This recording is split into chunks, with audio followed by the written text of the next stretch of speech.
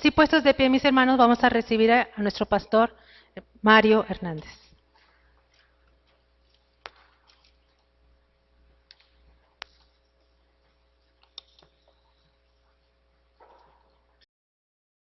Dios los bendiga, hermanos. ¿Cómo hemos estado? ¿Cómo nos fue en esta semana? ¿Bendecidos? Gracias a Dios por ello. ¿Pueden ocupar sus lugares, hermanos, por favor? Voy a invitarle para que abra su Biblia, por favor, en el capítulo número 3 de Génesis.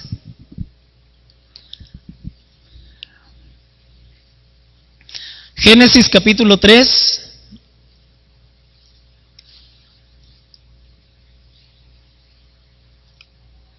Y voy a dar lectura de los versículos 1 al 10. Usted ahí en su lugar, siga la lectura con su vista, y mientras yo la voy leyendo, usted vaya meditando, ponga todo el sentido, todos sus sentidos en la palabra de Dios, para que ya desde la misma lectura de la palabra de Dios vaya hablando a su corazón. Dice la palabra de Dios de esta manera: pero la serpiente era astuta, más que todos los animales del campo que Jehová Dios había hecho, la cual dijo a la mujer: ¿con que Dios os ha dicho, no comáis de todo árbol del huerto? Y la mujer respondió a la serpiente: del fruto de los árboles del huerto podemos comer, pero del fruto del árbol que está en medio del huerto, dijo Dios, no comeréis de él ni le tocaréis, para que no muráis. Entonces la serpiente dijo a la mujer: no moriréis, sino que sabe Dios que el día que comáis de él, serán abiertos vuestros ojos, y seréis como Dios, sabiendo el bien y el mal. Y vio la mujer que el árbol era bueno para comer, y que era agradable a los ojos, y árbol codiciable para alcanzar sabiduría. Y tomó de su fruto, y comió, y dio también a su marido, el cual comió así como ella. Entonces fueron abiertos los ojos de ambos, y conocieron que estaban desnudos. Entonces cosieron hojas de higuera, y se hicieron delantales. Y oyeron la voz de Jehová Dios que se paseaba en el huerto al aire del día. Y el hombre y su mujer se escondieron de la presencia de Jehová Dios entre los árboles del huerto. Mas Jehová Dios llamó al hombre y le dijo: ¿dónde estás tú? Y él respondió: oí tu voz en el huerto, y tuve miedo, porque estaba desnudo, y me escondí. Vamos a orar, hermanos. Padre, queremos agradecerte, Señor, porque como entonábamos hace un momento, mi Dios, no hay mejor lugar que este lugar. Y no es por el edificio en sí, Señor, es por tu presencia, porque tu presencia está aquí, Señor. Tu presencia, Señor, que nos bendice, tu presencia que nos ama, tu presencia, Señor, que ministra nuestros corazones, Padre. Tu presencia, Señor, que está aquí también para cumplir, Señor, o proveer nuestras necesidades, pero que también está aquí, Señor, para hablar a nuestros corazones. Señor, en esta hora yo te ruego, Padre, que tú pongas oídos para oír en cada uno de los presentes, que tú pongas un corazón sensible, que tú pongas, Señor, una voluntad dispuesta para obedecer tu palabra y responder a tu llamado. Sé con nosotros, Señor, en esta hora, Padre, te lo pedimos en el nombre de Cristo Jesús. Amén. Bueno, la semana pasada ustedes recordarán, hermanos, que estuvimos hablando acerca de la creación de Dios. Y hacíamos una analogía con la vida del hombre antes de conocer al Señor y después de conocer al Señor Jesucristo. Veíamos, hermanos, que dice la palabra de Dios que cuando Dios creó todas las cosas, la tierra, había tinieblas sobre toda la creación, y la tierra estaba desordenada y vacía. Lo mismo que nuestra vida antes de conocer a Cristo, habitábamos en tinieblas, éramos tinieblas. De hecho, dice Pablo a los Efesios en el capítulo número 5, que en otro tiempo éramos tinieblas, mas ahora somos luz en el Señor. Y nuestra vida, por lo tanto, por esas mismas tinieblas, nuestra vida también manifestaba un desorden y un vacío en nuestro interior. Cuando Cristo viene a nuestro corazón, la luz del Evangelio nos alumbra y Dios entramos en un proceso donde Dios empieza a poner en orden nuestras vidas.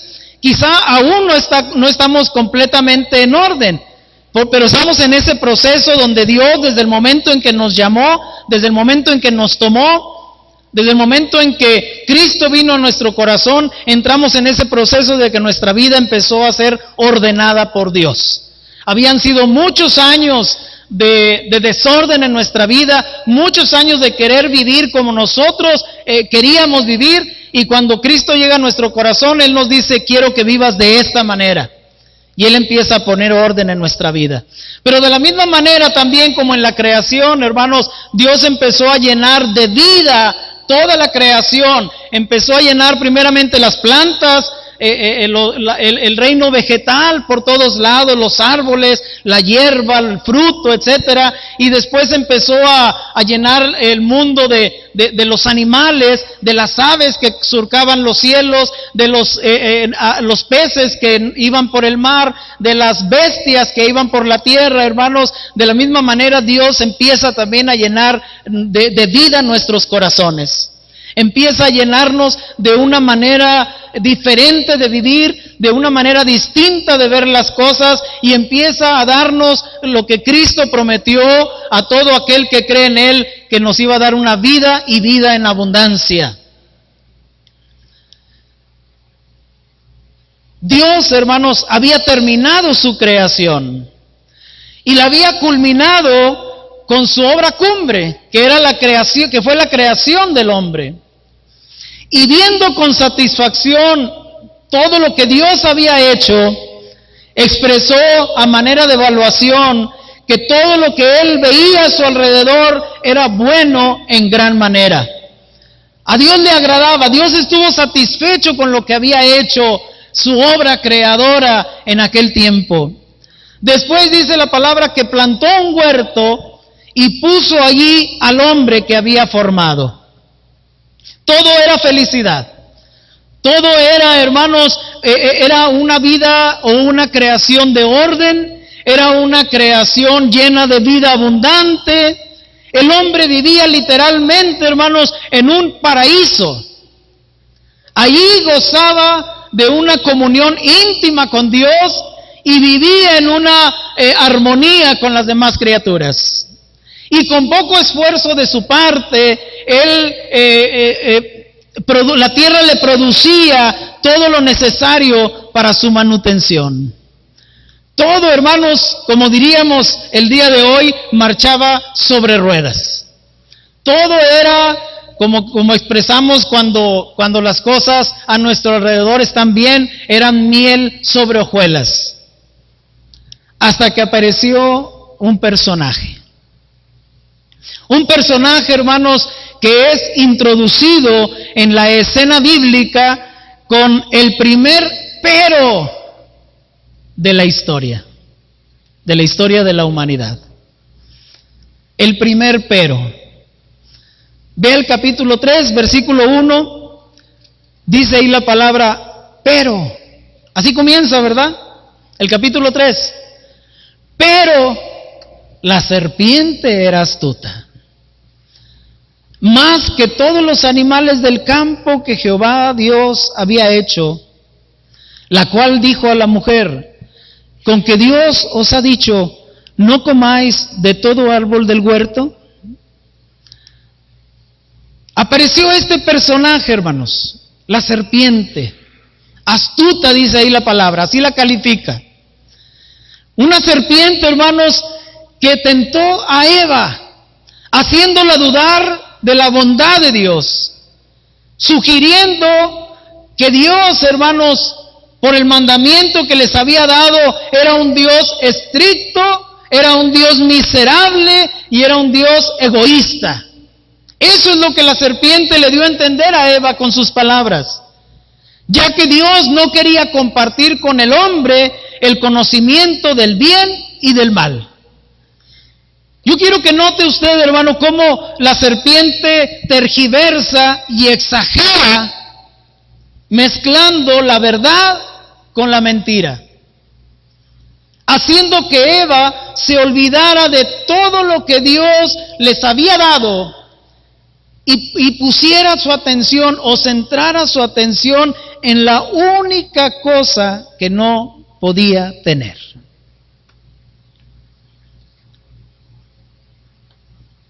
¿Se fija cómo el enemigo sigue actuando de la misma manera? Déjeme le digo una cosa, el enemigo, hermanos, nuestro enemigo, Satanás, no es creativo. Él sigue tentando al hombre de la misma manera como tentó a Adán y a Eva. Le sigue haciendo los mismos ofrecimientos.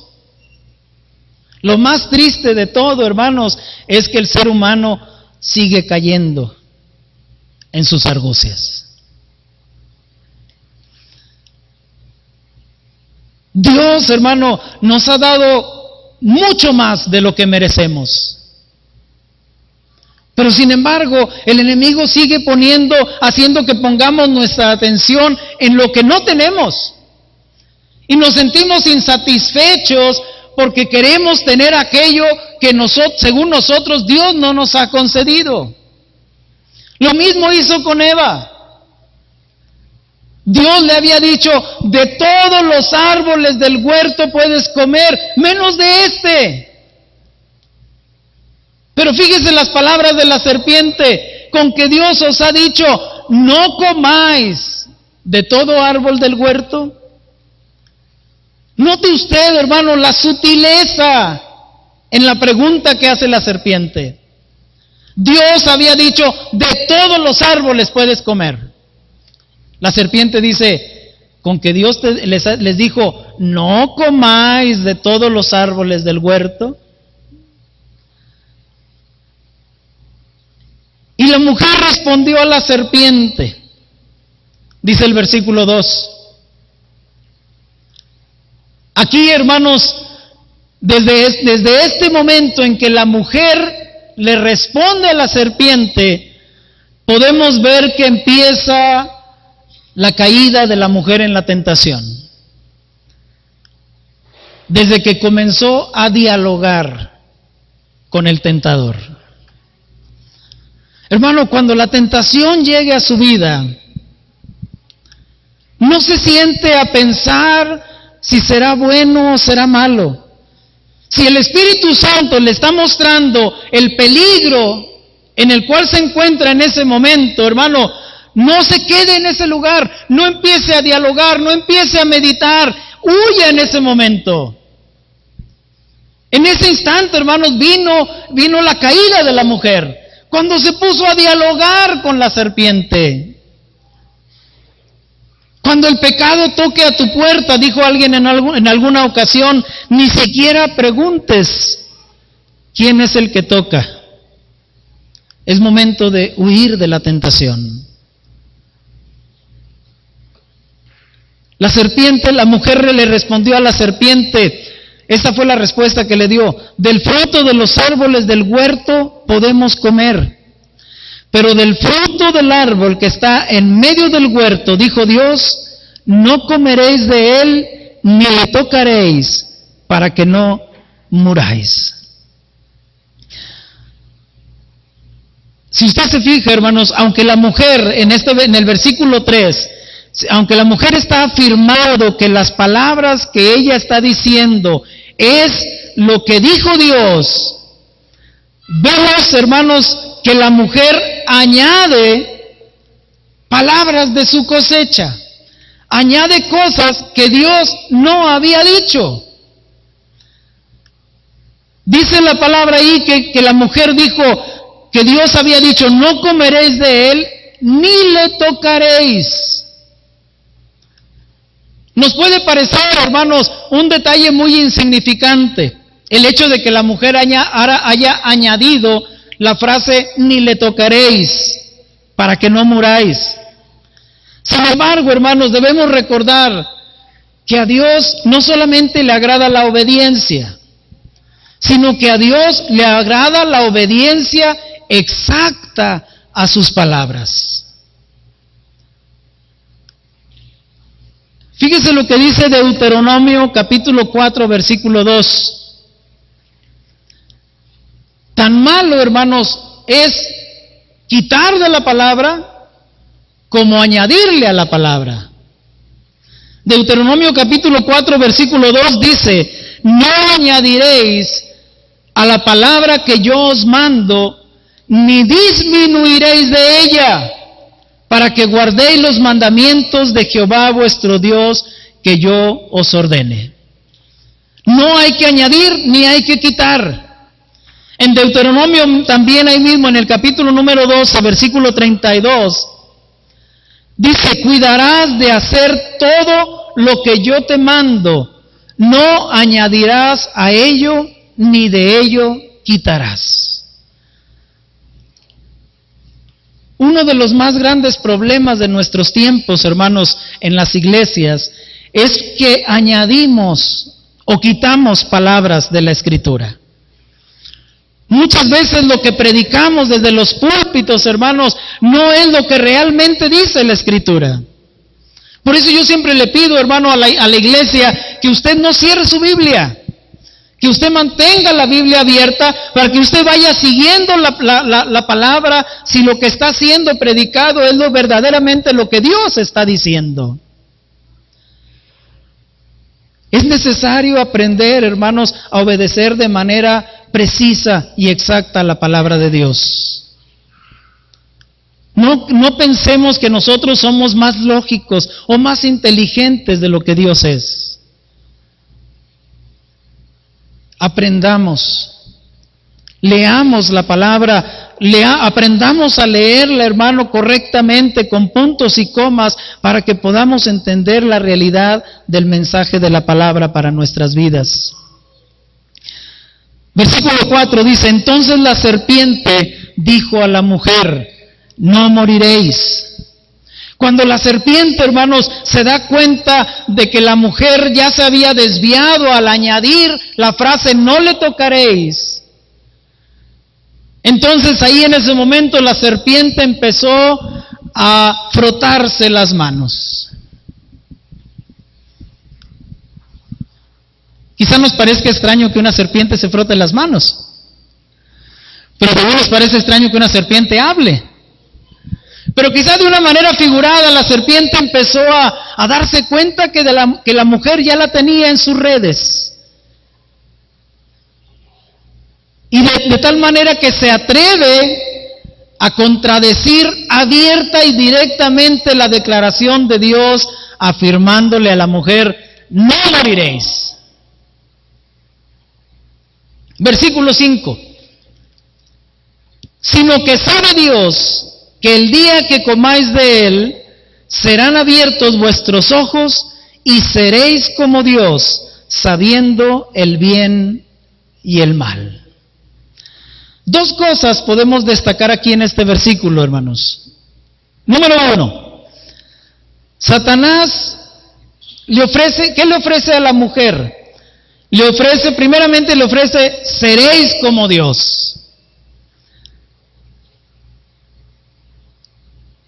Ser como Dios, hermanos, era el ofrecimiento que le hacía la serpiente a la mujer.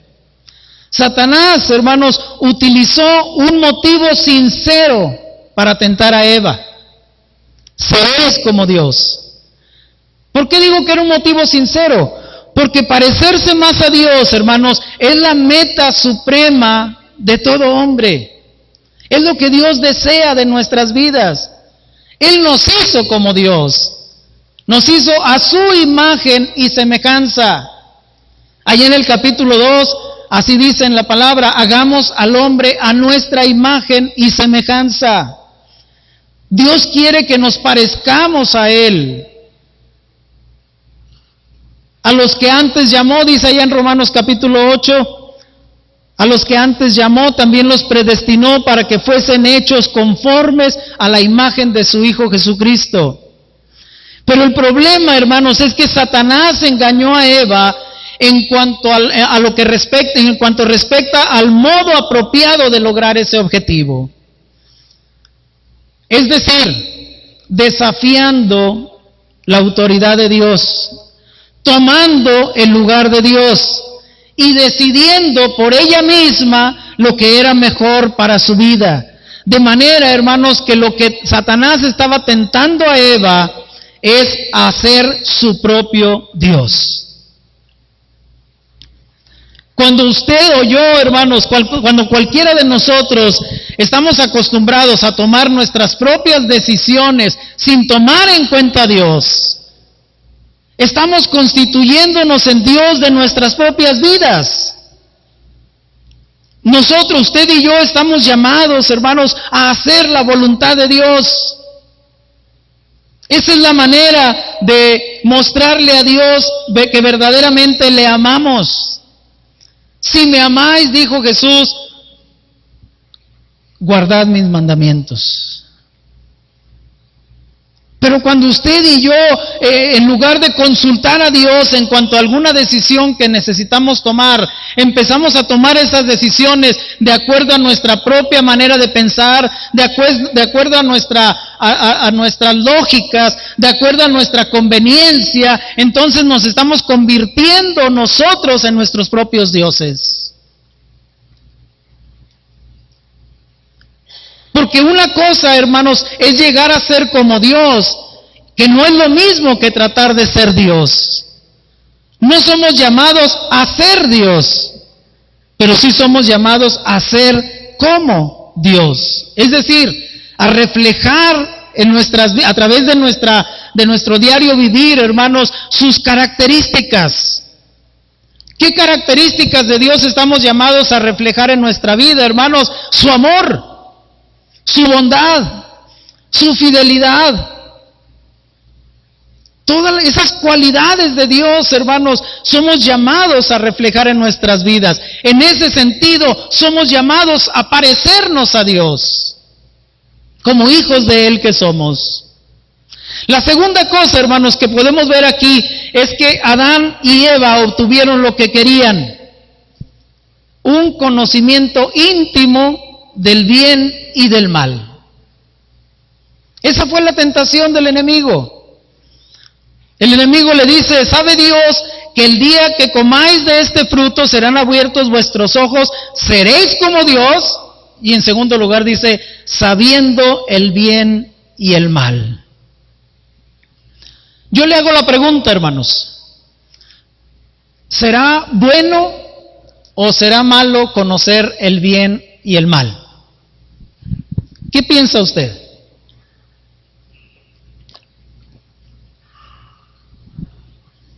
¿Es bueno que conozcamos el bien y el mal? ¿O no es bueno?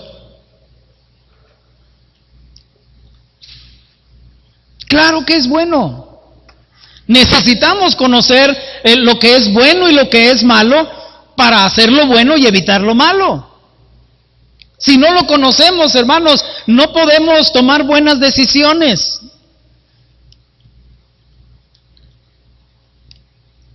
El error o la tentación que el enemigo presentaba a Adán y Eva, hermanos, es que ese conocimiento del bien y del mal lo obtuvieran por el camino equivocado, y el resultado fue desastroso hasta el día de hoy. Dios quiere que conozcamos, hermanos, lo bueno y lo malo, pero no a través de las opiniones de otras personas, por muy inteligentes que sean, por muy sabios que los consideremos. Porque al final de cuentas, hermanos, el corazón de cada persona, así como el nuestro también, como dice la palabra, es engañoso. ¿Y qué? Engañoso y perverso. Hermano, el corazón del hombre es engañoso y perverso. Y si nosotros confiamos en nuestras corazonadas, lo más seguro es que nos vamos a equivocar. Por eso debemos, pero sí es bueno conocer lo bueno y lo malo. Pero ¿dónde lo vamos a conocer, hermanos? En la palabra de Dios. Por eso Dios nos ha dejado su palabra para que a través de su voluntad, a través de su palabra escrita, podamos conocer lo que es bueno y lo que es malo, lo que agrada a Dios y lo que desagrada a Dios, lo que debemos hacer y lo que debemos evitar. Yo no sé si me estoy explicando, hermanos.